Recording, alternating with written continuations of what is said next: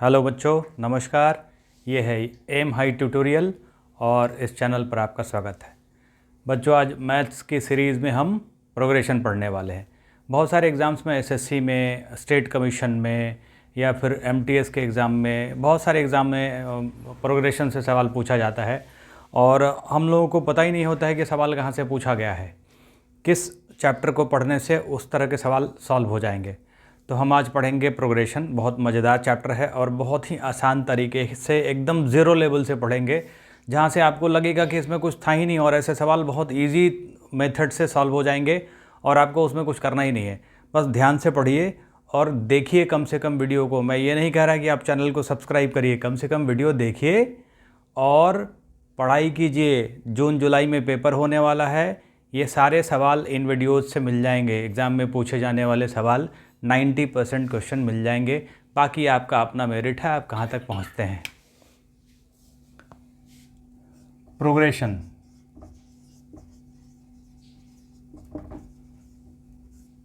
इसको हम लोग कहते हैं श्रेणी। तो सबसे पहले प्रोग्रेशन पढ़ने से पहले आपको ये जानना है कि प्रोग्रेशन है क्या, श्रेणी है क्या। तो अगर हम डेफिनेशन की बात करें तो प्रोग्रेशन कहते हैं अ succession of numbers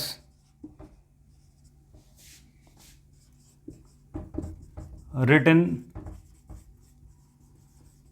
according to some definite rule, then the succession is called sequence। ये कहता है कि अगर कोई नंबर का समूह, संख्याओं का समूह एक निश्चित नियम को फॉलो करते हुए लिखा जाता है तो उसको हम लोग सीक्वेंस कहते हैं। जैसे सपोज़ कीजिए 2, 4, 6, 8, 10, ठीक है, 1, 3, 5, 7, 9, फिर 2, 4, 8, 16, 32।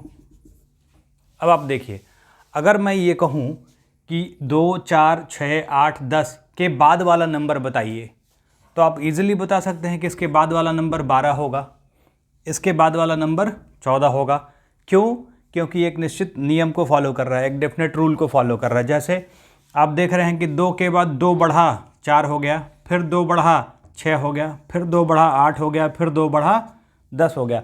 मतलब ये जो सीक्वेंस है ये सीक्वेंस एक निश्चित नियम को फॉलो कर रहा है कि हर आने वाला नंबर अपने पहले वाले नंबर से 2 ज़्यादा है, तो एक सीक्वेंस बन गया। दूसरा 1, 3, 5, 7, 9, यहाँ भी क्या देख रहे हैं कि हर आने वाला नंबर अपने पहले वाले नंबर से 2 ज़्यादा है। इसका मतलब अगर 9 के बाद का नंबर आपसे पूछा जाए तो आप इजीली बता सकते हैं कि 11 होगा, एंड देन 13 होगा, 15 होगा। ये ऐसे ही सीक्वेंस चलता चला जाएगा। इसकी बात करें तो 2, 4, 8, 16, मतलब 2 दूना 4, 4 दूना 8, 8 दूना 16। इसका मतलब इस सीक्वेंस में हर आने वाला नंबर अपने पहले वाले नंबर से 2 गुना है। मतलब ये कि ये भी एक निश्चित नियम को फॉलो कर रहा है, ये सीक्वेंस भी एक डेफिनेट रूल को फॉलो कर रहा है। तो इस तरह के सीक्वेंस जहाँ प्लस होके बढ़ रहा है, माइनस होके घट रहा है, लेकिन बराबर घट रहा है, या फिर मल्टीप्लाई हो रहा है, या फिर डिवाइड हो रहा है, लेकिन उसके बाद वाला नंबर या एक ही क्रम में, एक ही तरीके से बढ़ रहा है, एक ही तरीके से घट रहा है, तो वैसे नंबर्स के समूह को हम लोग कहते हैं सीक्वेंस। क्लियर है? एक आध और इसमें देखिए, जैसे 2, 4, 6, 8, 11, 5, 7। अब अगर इस सीक्वेंस की बात करें, अगर मैं पूछूं कि 7 के बाद वाला नंबर बताइए तो बता पाएंगे आप? नहीं बता पाएंगे। क्यों? क्योंकि यहाँ से यहाँ तक आप देखेंगे कि 2 का इंक्रीमेंट है, हर आने वाला नंबर अपने पहले वाले नंबर से 2 ज़्यादा है। यहाँ पे 3 ज़्यादा हो गया, यहाँ पे 6 घट गया, यहाँ पे 2 बढ़ गया। मतलब ये है कि ये सीक्वेंस किसी डेफिनेट रूल को फॉलो नहीं कर रहा है। यहाँ पे इसके बाद वाले नंबर को अगर फाइंड आउट करना हो तो हम नहीं कर सकते, तो ये हमारा सीक्वेंस नहीं है। सीक्वेंस का मतलब ये कि नंबर्स का समूह एक सीरीज़ को फॉलो कर रहा है, चाहे वो बढ़ रहा है चाहे वो घट रहा है, अब चाहे वो मल्टीप्लाई हो रहा है चाहे वो डिवाइड हो रहा है। तो इस तरह के नंबर्स के समूह को हम लोग कहते हैं सीक्वेंस। अब देखिए 2, 4, 6, 8, बाद वाला नंबर 10, 12, 14 बढ़ता जाएगा, क्योंकि दोनों के बीच का जो डिफरेंस है वो 2 है और वो पूरे सीक्वेंस में, पूरे सीरीज़ में सेम है। तो इस तरह के सीक्वेंस को हम लोग कहते हैं arithmetic sequence, arithmetic progression, arithmetic series वो बताऊंगा मैं सीक्वेंस, सीरीज़ और प्रोग्रेशन में क्या अंतर है। यहाँ पे 2 2 ज़ा 4, 4 2 ज़ा 8, 8 2 ज़ा 16, ये भी बढ़ रहा है, मल्टीप्लाई हो रहा है, तो ये भी एक सीक्वेंस को फॉलो कर रहा है। और 2 4 ये भी सीक्वेंस को फॉलो कर रहा है। अब देखिए, अगर सीक्वेंस को इस फॉर्मेट में लिखा जाए, रहे वो सीक्वेंस की तरह, सिर्फ उसमें प्लस माइनस साइन आप दे दें, तो इस तरह के सीक्वेंस को हम लोग कहते हैं सीरीज़। क्लियर है? तो आप एक चीज़ समझिए कि सीक्वेंस एंड सीरीज़ और प्रोग्रेशन,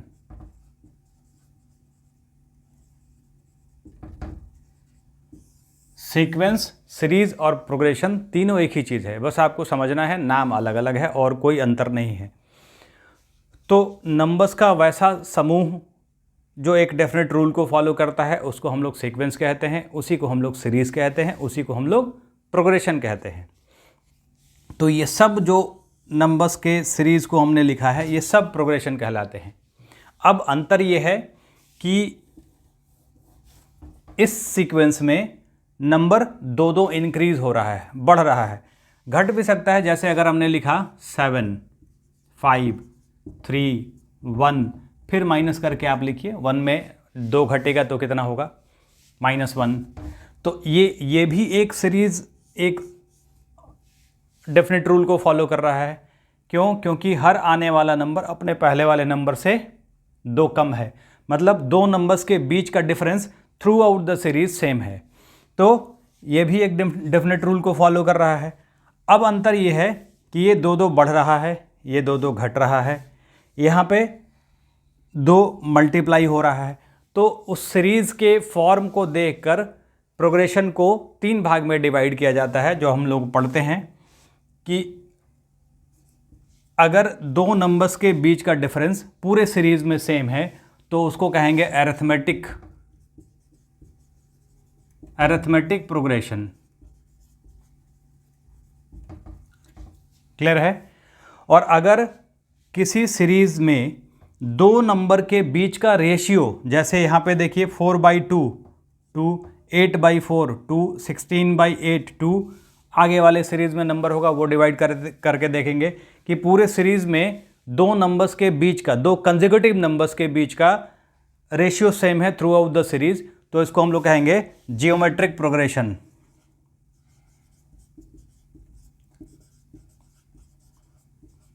जियोमेट्रिक प्रोग्रेशन। अब इसमें देखिए 1/2, 1/4, 1/6, 1/8, तो जैसे ये पहला वाला सीरीज़ है 2, 4, 6, 8, ये क्या है? Arithmetic progression.